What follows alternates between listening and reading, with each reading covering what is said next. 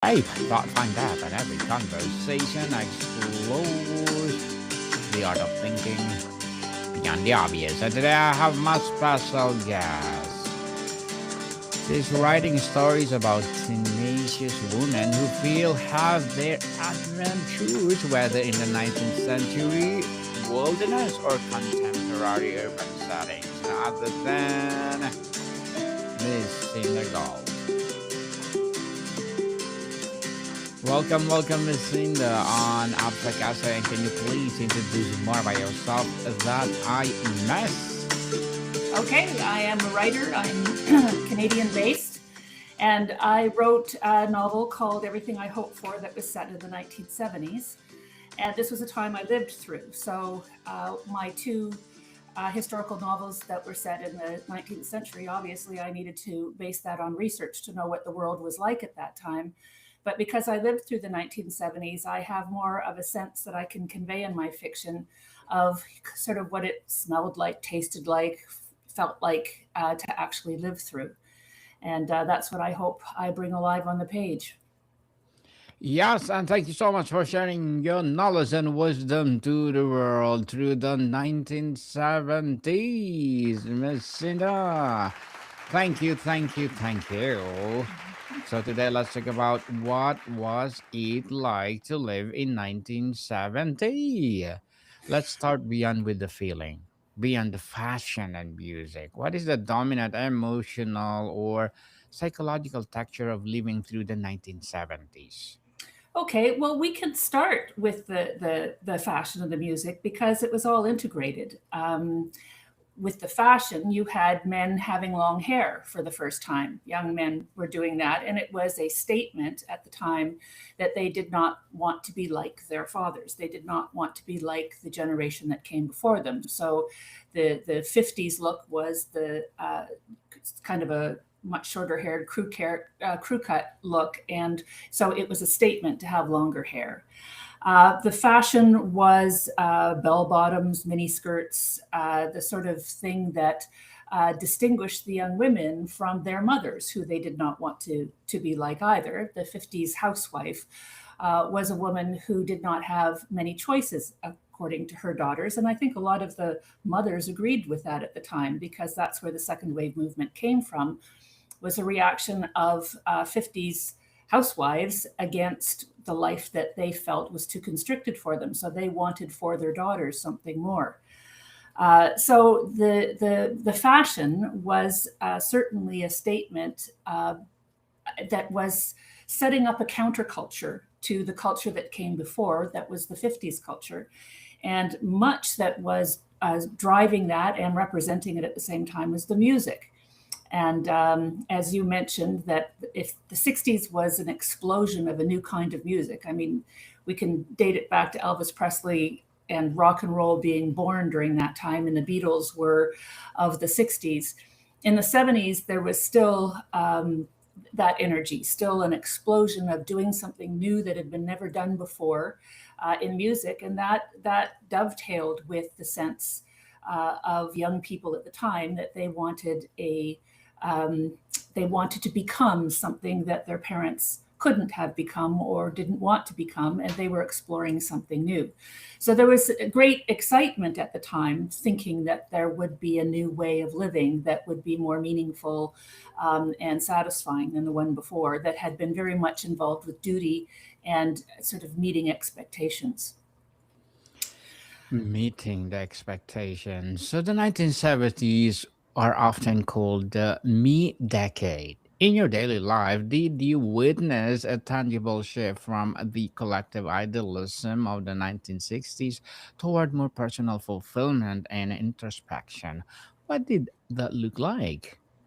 Well, the sense of a counterculture was revealed very much in the idea that there was a generation gap. It was a term that was used much at the time. It's not used so much anymore. I would say the more of the generation gap from the boomers' kids being the millennials was in technology, that the boomers became humorous in their attempts to try to keep up with fast changing technology. But back in the 70s, the generation gap between young people and their parents was more, it was more probably philosophical than anything else as far as the change. And the older generation felt confusion about what was happening for good reason. I mean, if you think of the times with American history that was in turmoil at the time with the Vietnam War, there was a lot of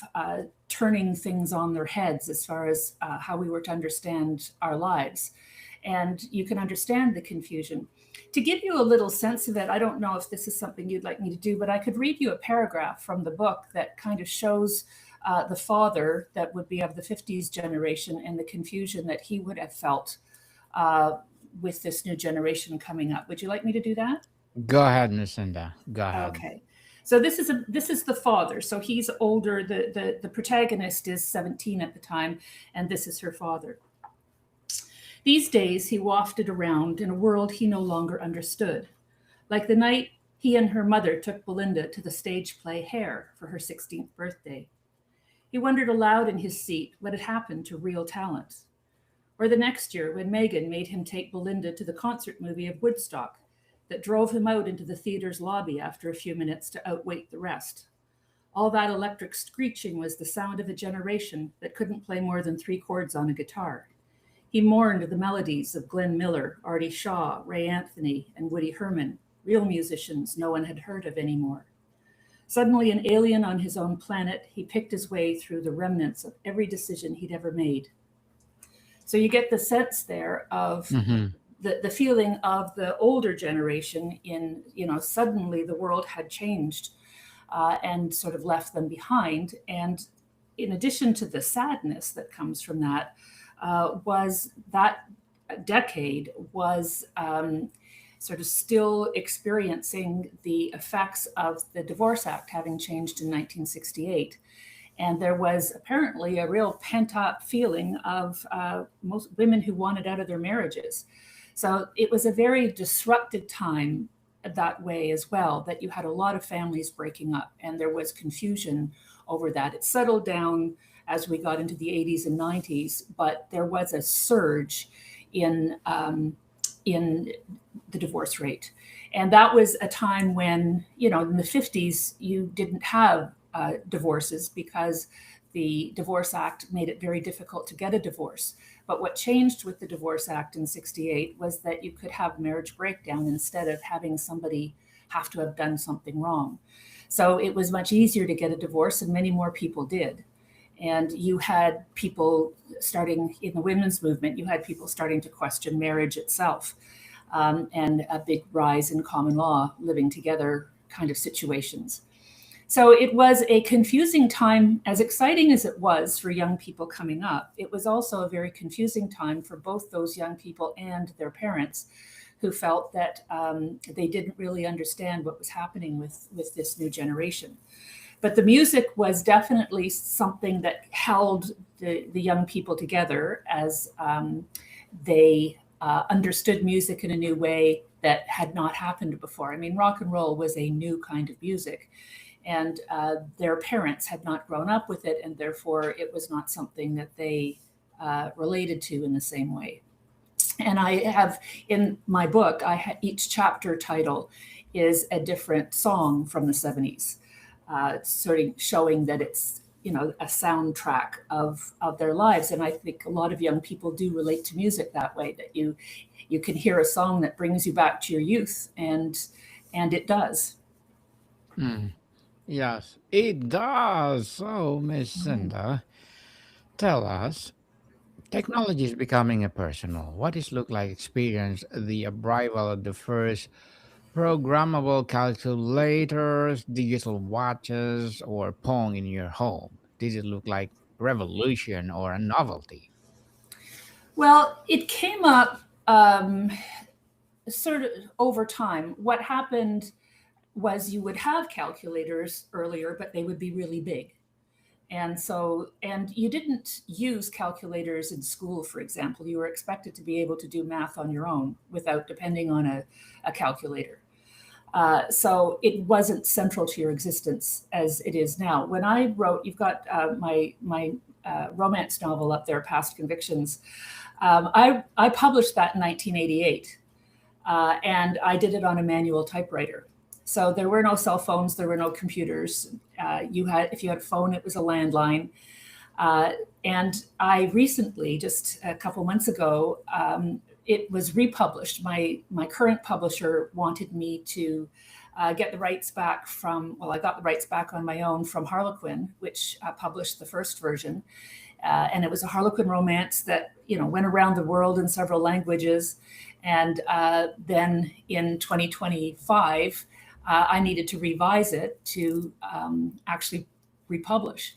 And so I had to go through and see that there were phone booths and there were landlines and there were tape recorders and there were no sign of cell phones or computers or anything like that. So you really do dramatically see the difference in technology between then and now. But I didn't really have to do very much with the love story.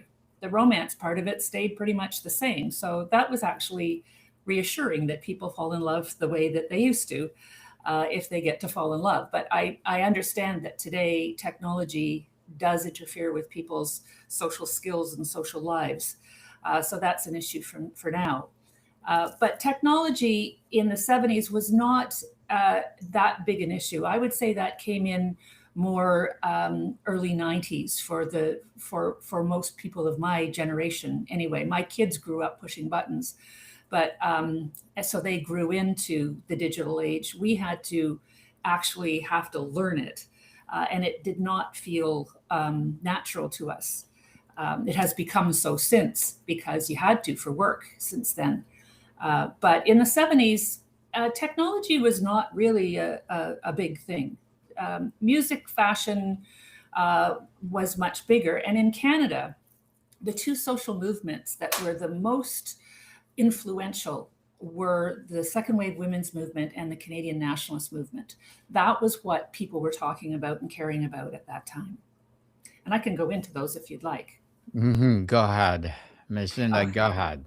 Okay, well, in the 70s, the second wave women's movement was on everybody's mind, and everybody was talking about it, because the idea of what a woman's life could and should be like was changing drastically.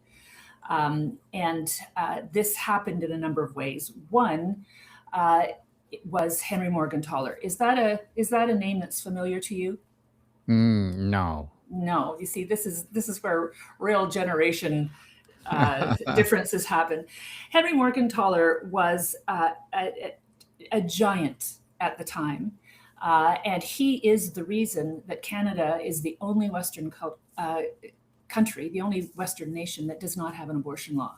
He personally brought the nation to its knees in getting the abortion law struck down. It used to be in the Canadian Criminal Code. It has been struck down from there, and there has never been another law that has been put in place. So at the time, you had women, for the first time ever, being able to have autonomy over their sexual and reproductive functions. And that was largely to do with Henry Morgentaler in Canada. He actually went to jail over the issue of performing abortions. And it used to be that before 1968, when Pierre Trudeau changed the law, it used to be that the decision as to whether or not a woman would be able to have an abortion, it was called the necessity defense. And the necessity was for her physical or mental well-being. And the person who was given the responsibility for that decision was the doctor. And so that was Henry Morgentaler's defense each time he was charged and went to court during the 70s. But in 1968, the law was changed so that you'd have to have a therapeutic abortion committee associated with the hospital, and 3 doctors had to agree that an abortion was necessary. So he worked in clinics. He did not work in hospitals, so he kept getting charged for not complying with the law. And what was very interesting at the time is that no jury would convict him. every time he went to court, no matter what the law was, the juries would find him not guilty.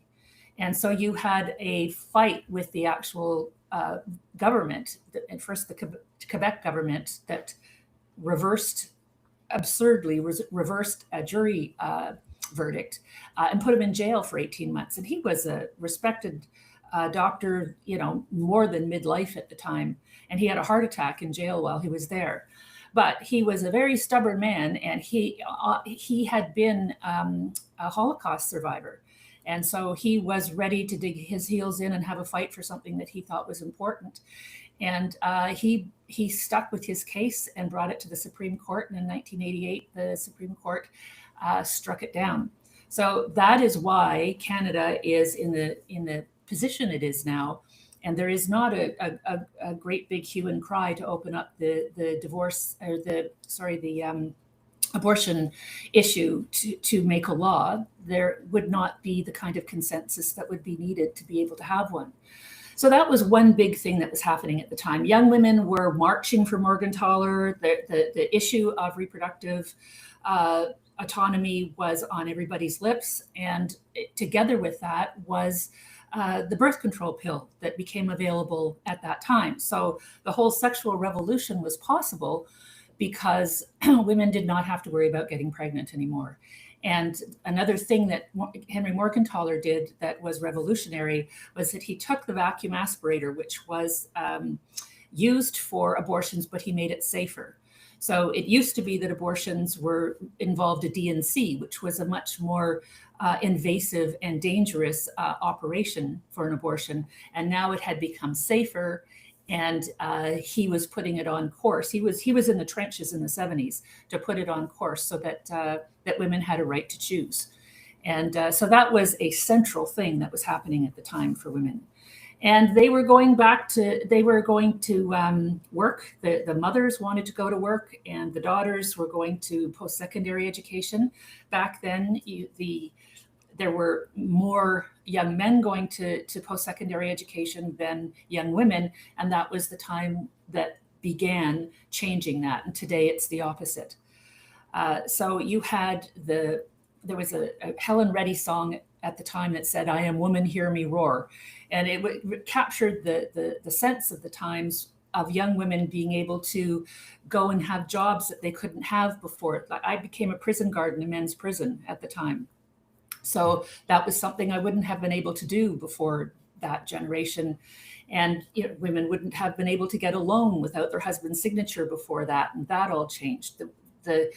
My generation of women were setting up rape crisis centers and shelters for victims of domestic violence, and were lobbying to change laws, and the laws were changed. The idea that instead of it being rape, that was a law, we wanted it to be renamed as sexual assault, and that it was a crime of violence. It wasn't a sexual crime. The more important thing was a crime of violence, so that it wasn't considered like murder, which it was before that, which is kind of ridiculous. Murder and rape are two very different things. You're still alive after a rape. And we wanted the punishments to be lower so that there would be more convictions. And all of this was kind of under a rubric of, before that, there was a sense that what happened in a domestic environment was nobody else's business. And this was encapsulated in the phrase, "a man's home is his castle." And you were supposed to kind of turn aside and it wasn't your business what went on in a home. And this was the beginning of that changing, that women were helping women at the time. And you can tell today that things are very different on this count. And what happens in a home is very much considered public business. So that was the sense of the impact that the second wave women's movement was having on the broader culture at the time.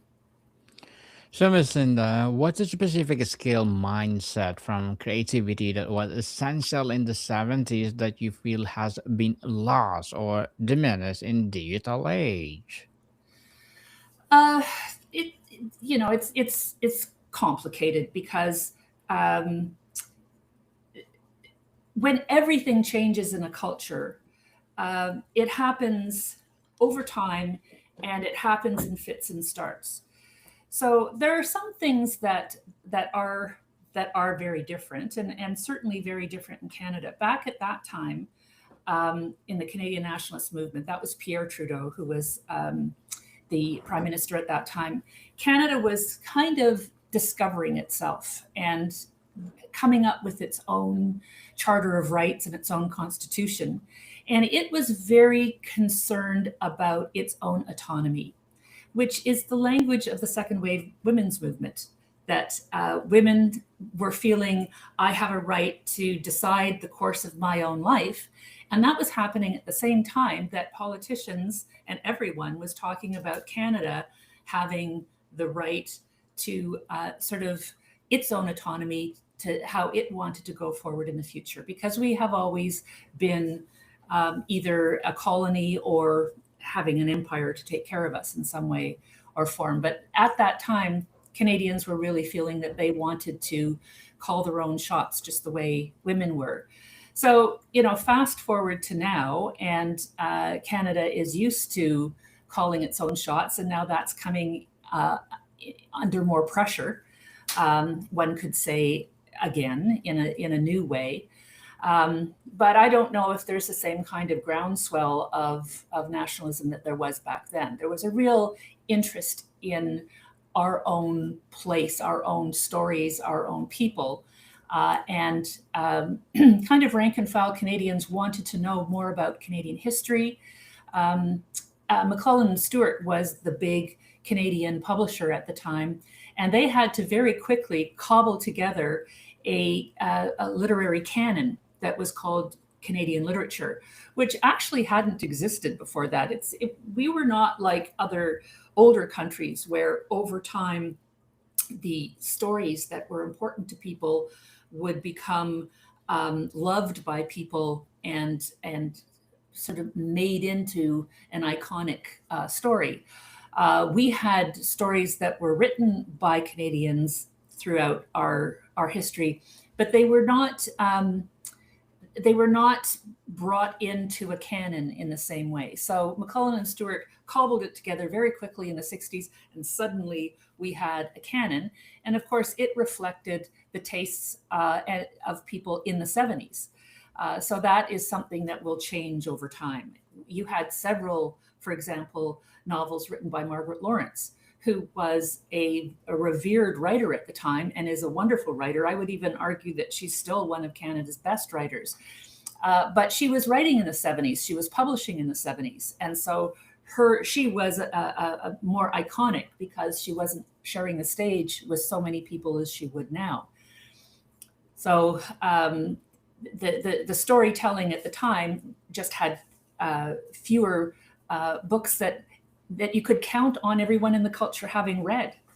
And I suspect that that's different now. Yes, definitely different now, Miss Cinda. Before we wrap up our discussion for today, I'm inviting you to please do listen to my other podcast, people. My other podcast, because my abstract essay is already in sixth season, abstract poetry in third season, and of course my book 101 review in its sixth season as well. Comedy 101 in third season, and of course my food 101 in sixth season as well. Geography 101 love letters, movie 101 review, music 101 are fourth season, science 101, sex 101 in its third season, trivia 101, law 101 love letters, mental 101, motivation 101, entrepreneurship 101, and Bible verses 101 are my baby podcasts. Please listen to them wherever you listen your podcasts. So, Miss Cinda, is there a particular smell, sound, or tactile memory that instantly transport you back? Well, there are many of them in my novel. And so if anyone is interested in sort of immersing themselves in the times, you would certainly get it from going to my website and getting everything I hope for, because that leads you through what I would say at the time. There was a lot of confusion at the time. And if there is a lot of confusion now, it's not as if that is an unusual thing. But you figure things out as you get older, and that's presumably a country will do that as much as a person. But certainly the music of the times would be something that held everybody together, that people still listen to now. And that would be a feel-good moment in the midst of cultural confusion. Yes, definitely. And Miss Cinda, thank you so much for sharing your knowledge and wisdom to the world, most especially 70s. So, can you please invite our listeners to support your books, your advocacy, or whatever projects that you're doing right now? Well, I actually, this year, I have a children's book coming out. It is called Beat the Clown, and it is based on one of my sons who was afraid of clowns when he was little. And I have made it into a metaphor for, facing fears. And if you face fears, beaking a clown is pressing the clown's nose. He has a little imaginary friend in the book, and he learns how to face fears. And when you do face fears, they become less scary. And so in 2026, sometime that will be coming out. Yes, definitely. So, people, let's support Miss Cinda Gault because if we support her for sure, more and more empowering advocacy like this to rise. I have one more question, Miss Cinda. For young people who often romanticize the decade's aesthetics, what is the one piece of unedited, non nostalgic truth about living in the 1970s that you want them to understand? Well, it was a good time to live. It was an innocent time to live, and it was an exciting time because it seemed that everything was possible. This was before AIDS. It was before, um, uh, the thing that defined the experience of the millennials was 9/11. It was before all that. And what happened during that time was the bad war that the United States was having, they got out of, and women had more freedom. It was a good time to live. So I think a certain amount of romanticizing is in order, but it was also there was a lot of sadness that happened as well, as that does happen when people are feeling like they don't understand what's going on, and there's pain in that time. And it's not as if the women's movement led to all good things. There are still questions that are open about that. Um, Mhm. but I have two granddaughters now that are 2.5 years old. And so we're all going to grow up together into this next generation. And I will be very interested to watch the kinds of issues that they come up, uh, they're confronted with to have to think through. And I'm hoping I can help them with some of it.